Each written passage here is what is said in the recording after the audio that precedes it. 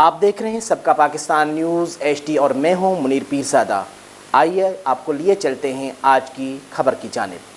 Spain کے شہر Barcelona میں رمضان المبارک کے دوسری جمعۃ المبارک کو مسلم ممالک کے مختلف مساجد اور مذہبی اداروں میں جمعے کے بڑے اجتماعات منعقد ہوئے۔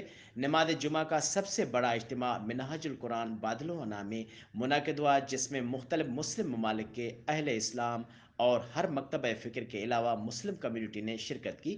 پاکستانی کمیونٹی کے مختلف مساجد منہاج القرآن، فیضان مدینہ، طارق بن سیاد مسجد، ابو بکر، غلامان مصطفیٰ، القائمہ سینٹر، فاطمیہ فاؤنڈیشن امام بارگاہ میں بھی چھوٹے بڑے اجتماعات منعقد ہوئے۔ علماء کرام نے اپنے خطبات میں امت مسلمہ کی ترقی اور امن و امان کی دعائیں کی۔